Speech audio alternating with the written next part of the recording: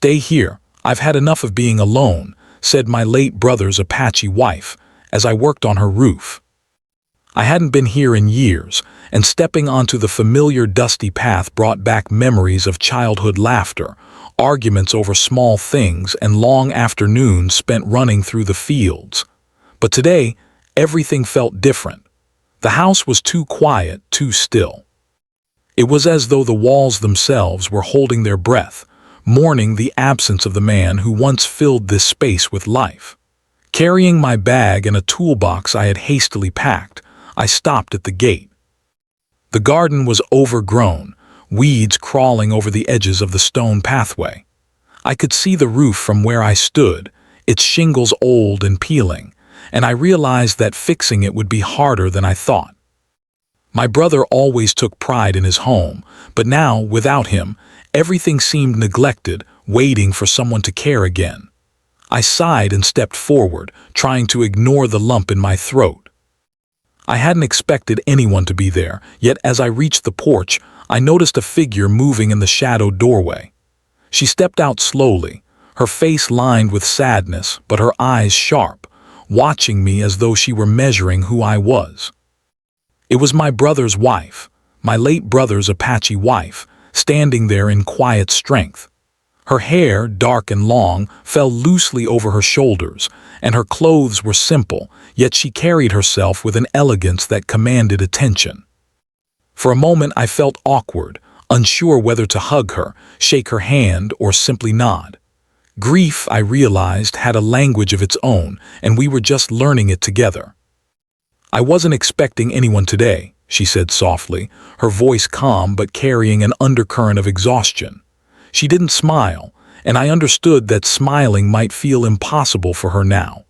I tried to speak, but my words seemed small against the vast emptiness of the house. I came to help with the house," I said finally, keeping my voice steady. She nodded, a faint gesture, and stepped aside, letting me enter. The door creaked as it opened, echoing through the quiet rooms, and I felt a shiver run down my spine. Each room held pieces of my brother, his books on the shelves, his worn shoes by the door, photographs frozen in happier times. As I walked through the living room, I noticed the roof's damage. Water stains ran along the ceiling, evidence of months of neglect. I pulled out my measuring tape and began to inspect the structure. She stood nearby, leaning against the doorway, silently observing. I could feel her eyes, not judging, but almost curious, watching to see if I would be careful with her home, as if the house itself belonged as much to her heart as to its boards and nails. "It's worse than I thought," I admitted, looking at the dark streaks that ran across the ceiling. "I'll need to replace several shingles and reinforce the beams." She nodded again, her face unreadable, and for a moment I wondered what she was thinking. Was she imagining the house falling apart? Or was she thinking about my brother and how he would have fixed it himself if he were still here? I realized then that grief wore many faces. Some were loud, filled with tears and cries, but hers was quiet, folded into every gesture, every glance, and every sigh. We didn't speak much that first day. I climbed up the ladder and began removing the damaged shingles, each one heavy with dust and memories. From above, I could see her moving slowly through the garden, tending to small things here and there, as if trying to make the house live again without speaking it aloud. When I paused to take a drink of water, she approached the ladder and handed me a small bottle. "You need to stay hydrated," she said simply. It was a small gesture, but in that moment it felt like an act of kindness, a bridge being built between our silences. As the sun climbed higher, shadows stretched across the walls, and I found myself glancing down at her more often than necessary. There was something in her presence that made the house feel less empty, yet also made me keenly aware of all that had been lost. I remembered my brother's laughter, the way he used to tease her about small things, and a pang of sorrow hit me. But I also saw her strength, how she managed the house, kept it alive, and somehow carried herself even under the weight of unimaginable grief. By late afternoon, sweat ran down my back, and my arms ached from pulling old nails and lifting boards. She brought out a small tray with water and sandwiches, insisting I take a break. I sat on the porch, looking at her quietly as she spoke about practical matters, how she wanted the roof repaired before the next storm, where she kept certain tools, and how she managed the garden. Her voice was steady, but there was an undercurrent of loneliness, a quiet plea hidden beneath the words. I realized then that she wasn't just asking for help with the house. She was asking for someone to be present, someone to witness her life as it unfolded in the shadow of loss. That evening, as I packed up my tools, she lingered by the doorway. "It's strange," she said softly. "I've lived here with him for so many years, and now it's just me. The house feels bigger than it ever did before." Her eyes met mine, and I understood the depth of her solitude. It wasn't just about missing my brother. It was about the sudden emptiness, the quiet spaces where laughter used to echo, and the challenge of learning to breathe again in a house filled with memories. I wanted to say something comforting, but words felt insufficient. Instead, I nodded, understanding that my presence itself might be what she needed more than anything else. As night fell, I climbed down from the roof for the last time that day, leaving the old shingles stacked neatly in the yard. The sky turned a deep orange, casting long shadows across the house. She stood at the doorway, watching me, and for a moment I felt that silent understanding pass between us. Grief had brought us together, yes, but there was also the quiet recognition of human connection, a recognition that even in sorrow, people can become anchors for one another. I felt a strange sense of responsibility, not just for repairing the roof, but for being someone she could trust in these first fragile days after loss. That night, as I lay in the small guest room my brother had set up for me, I thought about what the coming days would bring. Repairing a roof was a physical task, yes, but I now realized it was also a metaphor for rebuilding trust, companionship, and a semblance of life after tragedy. I wondered how many more moments like this would come, moments where labor and conversation intertwined, slowly bridging the gap between two people connected by the memory of someone we both loved deeply. I fell asleep with that thought, the quiet house surrounding me, and the distant memory of my brother's laughter echoing softly through the rooms. The next morning, the house felt slightly less heavy. Perhaps it was because the sun rose brighter, or maybe because I had taken the first step toward repairing the roof, the first act of putting things back in order. As I stepped outside, I saw my late brother's wife already moving through the garden, gathering small bundles of herbs and vegetables. She glanced up, saw me, and gave a small nod. It was not a smile, but it felt like an invitation to share the day with her. I returned the nod and began unpacking my tools again, ready to climb back onto the roof. As I worked, I noticed her watching me occasionally, her eyes tracing every movement. At first, I felt awkward, as if I were under inspection. But soon I realized she wasn't judging me. She was observing, perhaps learning to trust that I would treat her home with care, as her husband would have done. She didn't speak much, but her presence was a quiet comfort. It was strange how the house seemed less empty with her nearby, and yet I could sense the weight of her loneliness pressing against every wall, every quiet corner. Around midday, she came outside with a small tray of water and bread. "You need to eat," she said softly. Her voice was steady, but there was something fragile in it, a hint that she was holding back a tide of emotions. I accepted the tray and sat on the steps, taking a bite. She lingered, not speaking, but I could feel the silent conversation in the air, the sharing of grief, the recognition of loss, and the quiet hope of human connection. For a long moment, we simply existed side by side, two people bound by memories of the man who had left too soon. Finally she spoke, her voice gentle. "He loved this house," she said. "Every corner, every plant in the garden, he wanted it perfect. I try, but it's different now." I looked at her, understanding that she wasn't asking for sympathy. She was just sharing a truth that weighed on her heart. "I know," I replied softly. "I'll do my best to fix it for him, and for you too." She nodded again, as if my words had offered a small measure of relief, and returned to her tasks in the garden. The days passed slowly but meaningfully. Climbing onto the roof became more than just physical labor. It became a time for thought and reflection. Sometimes I would glance down, and she would be walking through the yard, watering the plants or tending to the small vegetable patch. Other times, she would sit on the porch quietly, reading a book or staring into the distance. I realized that she was learning to live again, slowly in the absence of my brother, and that my presence was becoming a small anchor in her days. One afternoon, as I hammered a new plank into place, she called out from below. "Do you remember the stories he used to tell?" she asked. I paused, wiping sweat from my brow. "Of course," I replied, smiling despite the heaviness in my chest. She began to recount small memories. How he would wake up early on Sundays to make breakfast, how he would joke about the squirrels in the garden, and how he would always find a way to make even the dullest day feel alive. As she spoke, her voice softened, and I noticed a glimmer of warmth breaking through her grief. I listened carefully, letting her words fill the empty spaces of the house, imagining my brother in those moments, smiling and laughing. The afternoons became a routine of work and shared stories. We didn't talk about everything.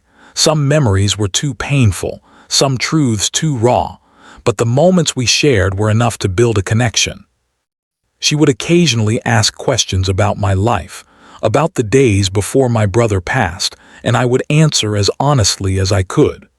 Slowly, I began to understand the person she was beyond the grief, beyond the house, beyond the memories. She was resilient, caring, and strong in ways that were quiet but unmistakable. One evening, as the sun began to set, she came outside with a small blanket and invited me to sit with her on the porch. We watched the sky turn shades of pink and orange, the air filled with the scent of herbs from the garden. For a long while, neither of us spoke. The silence was not uncomfortable. It was shared, a quiet acknowledgement of loss and the tentative beginnings of trust. Finally, she said, "I don't talk to many people, not anymore, but I like having you here." Her words were simple, but the weight behind them was enormous. I nodded, understanding that she was allowing herself to feel connection again, a connection that my brother had always provided, and now she was finding in someone else's presence. As the roof slowly took shape, our conversations deepened.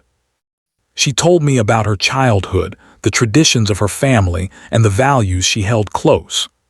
I shared stories of my own life, my struggles and joys, and we began to see each other as individuals, not just as relatives of my late brother. There was a comfort in this shared understanding, a silent agreement that we would respect the past while carefully stepping into the present. One afternoon, a sudden storm rolled in. Dark clouds covered the sky, and rain began to fall heavily. I rushed to secure the new shingles, but the wind made the work dangerous. She appeared at the door, concerned but trying not to panic. "Do you need help?" she asked. I shook my head, focusing on the task, but her presence reassured me.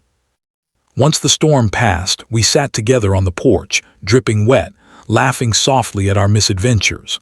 For a moment, it felt like life before grief, simple, shared, and alive.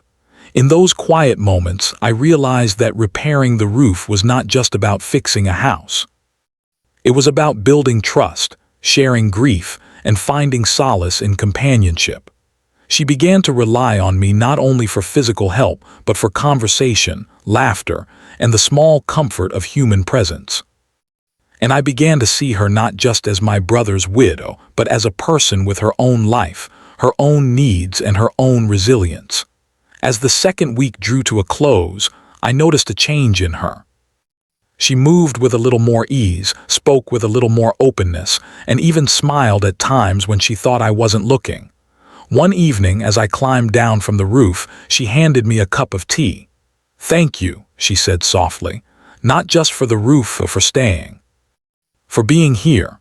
Her words struck me deeply. It wasn't just about the work. It was about presence, about showing that someone cared, about proving that even after loss, life could still be shared. That night, I lay awake in the guest room, thinking about our days together. The house no longer felt heavy. The garden seemed alive, the roof looked sturdy, and her presence had become a comforting rhythm in my days. I realized that grief was not something one overcame alone. It was something shared, softened by compassion, and made lighter by the simple act of being there for someone else. By the end of part 2, our bond had quietly deepened. She trusted me in ways she hadn't trusted anyone since my brother's passing, and I understood the responsibility that came with that trust. It was a delicate balance, helping without intruding, being present without overstepping. But slowly, carefully, we were finding it together. And as the sun set behind the mountains, casting a warm glow over the house and garden, I felt a quiet hope. Life, though scarred by loss, was still moving forward, and we were moving with it, one day at a time, side by side.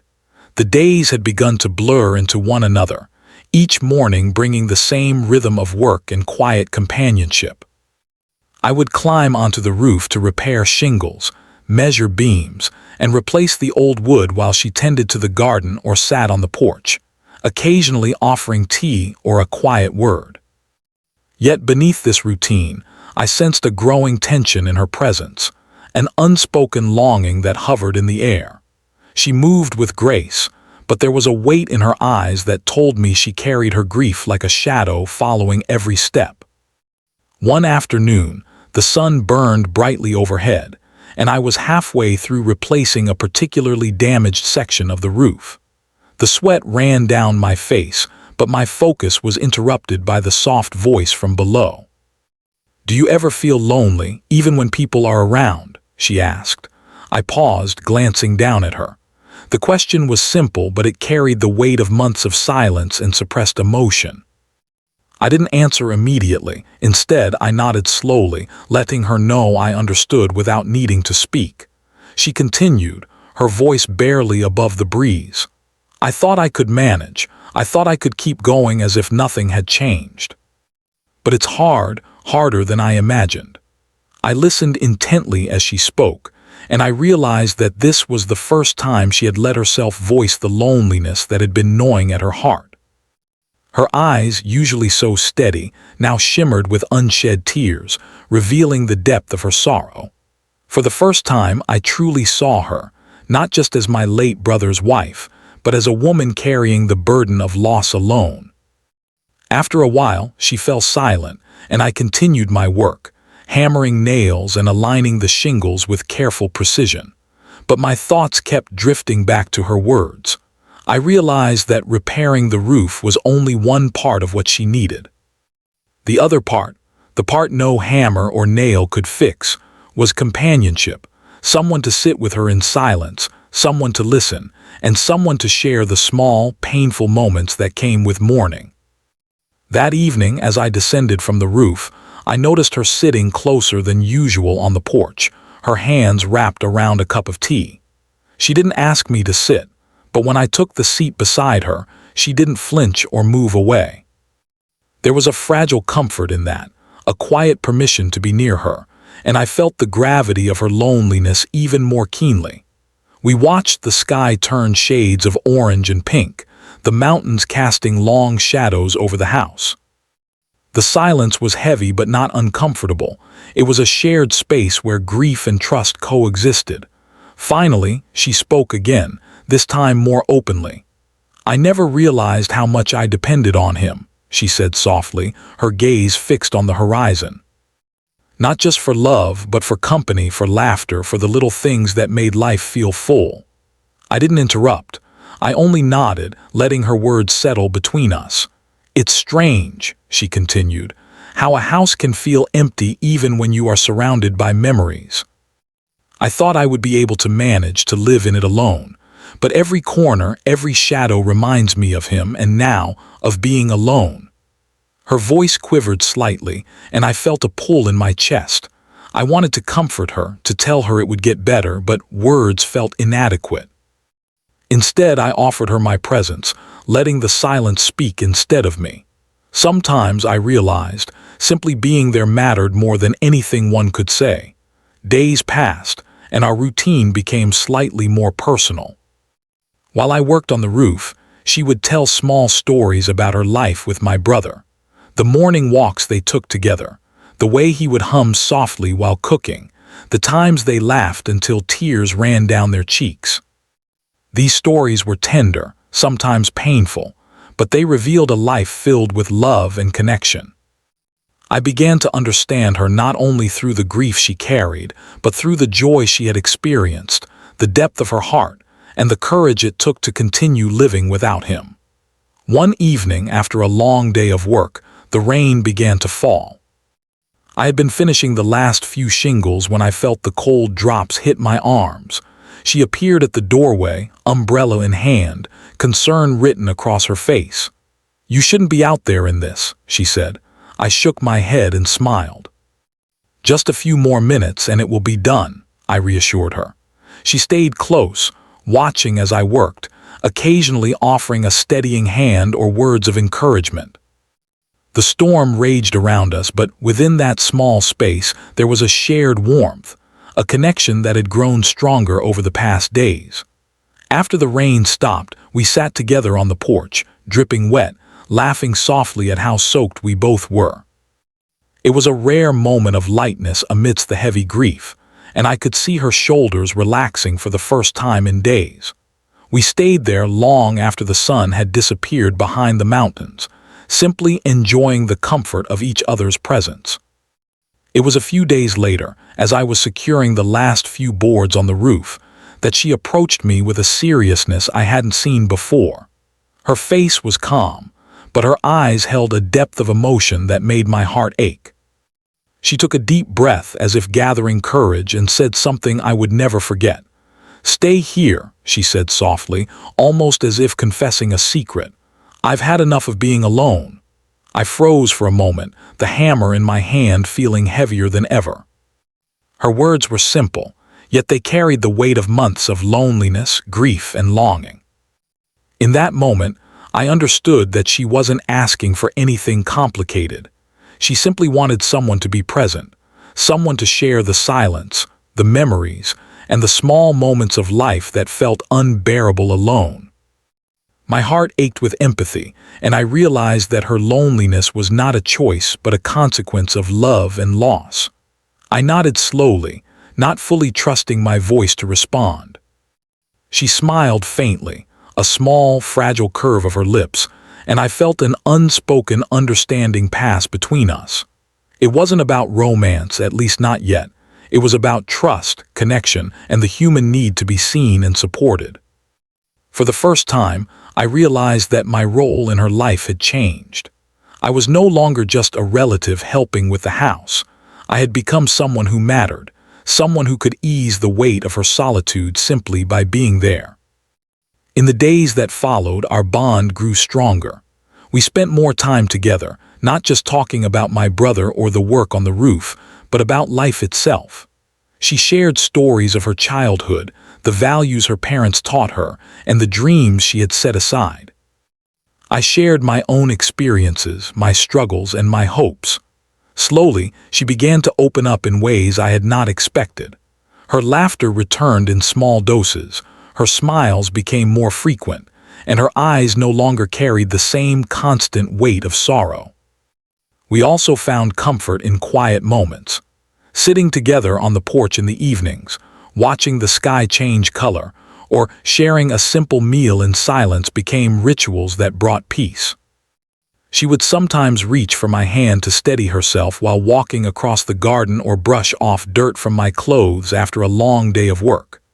These gestures were small, yet they spoke volumes about trust, companionship, and the human need for connection.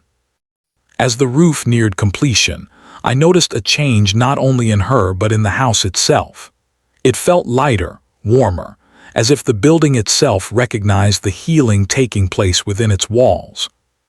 The garden seemed brighter, the rooms felt lived in again, and the silence was no longer oppressive. Our shared presence had filled the spaces with something new: hope, trust, and a quiet sense of resilience. By the end of part 3, I realized that the simple act of being present, of listening and supporting her, had created a bond that could withstand grief. Her confession, "I've had enough of being alone," was a turning point, not just in our relationship but in her journey toward healing. She had allowed herself to be vulnerable, and in doing so, had invited someone into her life to share the weight of her loss. And I had accepted, understanding that sometimes the greatest gift one can give is the simple presence of empathy, care, and understanding.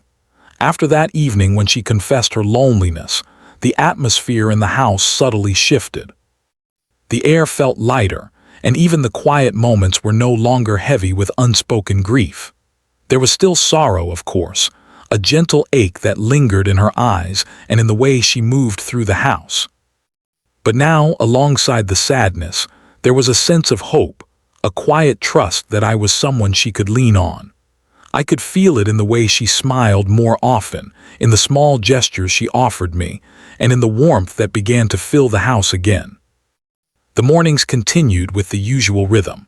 I climbed onto the roof while she moved through the garden, picking herbs and vegetables, tending to the flowers my brother had loved so much. Our conversations were no longer only about work or memories of my brother. She began to ask questions about my life, about what I enjoyed and even what scared me. I shared stories of my childhood, the small mischiefs and adventures I had experienced, and she listened with genuine interest. It was the first time in weeks that I felt the weight of grief lift, even if only slightly, in her presence. One day, as I worked on securing a particularly tricky section of the roof, she called out from below, "Do you want some lemonade? I made it fresh." I smiled and nodded. When I climbed down for a break, she handed me the glass, her fingers brushing mine ever so lightly. The touch was innocent, yet it carried a sense of reassurance, of connection. "Thank you," I said softly, and she simply nodded. It was a small moment, but I realized that healing often begins in the quiet, everyday gestures, the shared meal, the offered drink, the brush of hands in trust. As the days passed, we began to share more of ourselves. She spoke about her life before my brother, the challenges she had faced growing up, and the traditions she cherished. Her voice held pride, even in her grief, and I listened, learning about a life that was rich and full beyond the shadow of loss. I shared my own dreams and fears, and we laughed together at the little absurdities of life, the moments that reminded us that joy could still exist even amidst sorrow. One afternoon, after a long morning of work on the roof, she invited me to sit in the garden with her. The sun was warm, the flowers fragrant, and for the first time I noticed her truly relax. She spoke about the future in small ways, not about love or romance yet, but about simple hopes, like planting new flowers, improving the garden, and keeping the house vibrant. There was a spark in her eyes that had been absent for months, a hint that life could once again be lived fully. I realized then that our connection was giving her strength, not just comfort. Evenings became our time to reflect on the day. We would sit on the porch, sometimes in silence, sometimes talking quietly about memories or small joys. One night, as the stars appeared in the sky, she shared a story about my brother I had never heard before. "He used to dance in the kitchen when he thought no one was watching," she said, laughing softly at the memory. I laughed too, imagining him spinning around, completely carefree.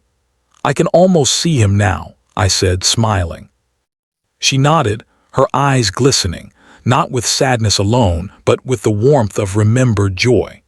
In that moment, it felt as if my brother's spirit lingered in the house, smiling at the bond we were building. We also began to face the small challenges of daily life together.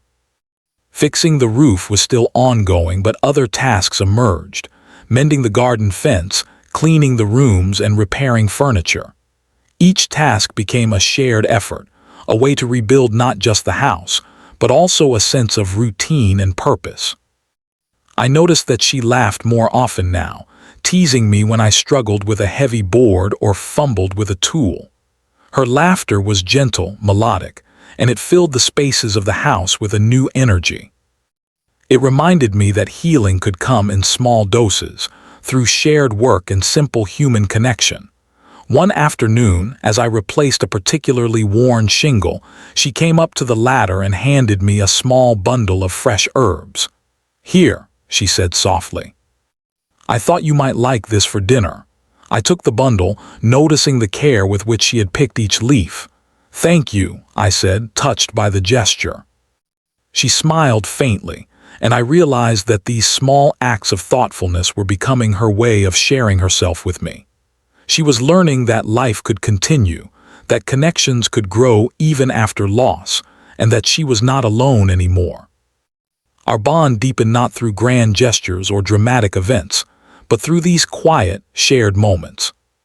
Sitting together in the garden, repairing the roof side by side, laughing at small mishaps, and sharing stories long into the evenings. All of these built a foundation of trust and companionship. She began to confide in me more openly, speaking about the dreams she had once had and the fears that lingered after my brother's passing. And I listened, offering support not through advice, but through presence and understanding.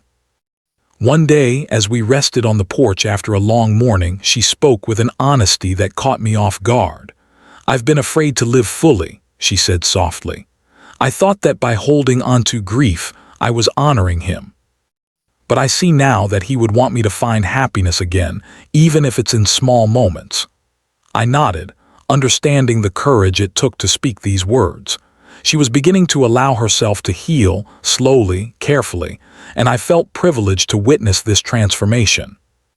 We also shared lighter moments, like cooking together in the small kitchen my brother had loved so much. She taught me how to prepare simple dishes, passing along family recipes with pride. I laughed at my mistakes and she laughed too, correcting me gently. These moments were filled with warmth, connection, and a sense of normalcy that had been missing from both our lives. Each shared meal, each story, each small act of cooperation reminded us that life could continue, that grief and joy could coexist, and that healing was possible. As the roof neared completion, I could see the difference it had made, not just physically but emotionally. The house no longer felt heavy and oppressive. The walls seemed to breathe again, filled with laughter, conversation, and the quiet hum of shared effort.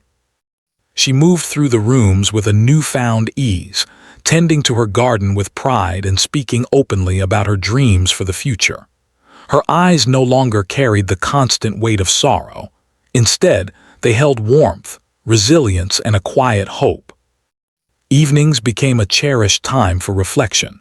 We would sit together on the porch, sharing tea or quietly watching the sky change color. Sometimes, we reminisced about my brother, laughing at his quirks and remembering the love he had brought into our lives. Other times, we spoke about our own lives, our dreams, and the simple pleasures that made each day worthwhile. Through these shared experiences, we were learning to live again, slowly and deliberately, finding comfort and joy in each other's presence. By the end of this period, it was clear that both of us had changed. She had begun to heal, slowly reclaiming her life and finding strength in shared moments and small gestures of care. And I had grown too, understanding the depth of human resilience and the power of connection. We had moved from silent coexistence to a quiet partnership, built on trust, empathy, and shared experience. The house, once a place of mourning, had become a space of healing, growth, and hope. As I lay in the guest room one night, listening to the soft sounds of the house settling and the distant call of night birds, I realized that the most important work we had done together was not on the roof or in the garden. It was in our hearts. We had rebuilt something far more important than physical structures. We had rebuilt trust, companionship, and the quiet courage to live again. And in that realization, I found a profound sense of peace, knowing that even after the deepest loss, human connection could light the way forward. The days grew brighter, and the air in the house felt lighter than it had in months. The roof was finally finished, strong and secure, standing as a quiet testament to hard work, patience, and shared effort. Each shingle represented more than just repairs. It represented small victories over grief, moments of laughter, and the slow rebuilding of trust. Walking through the house, I noticed the change everywhere. The rooms seemed warmer, the garden greener, and the silence no longer heavy with sorrow. My late brother's wife moved through her home with newfound ease. She tended to the flowers with care, arranged the furniture thoughtfully, and spoke with a calm confidence I hadn't seen in months.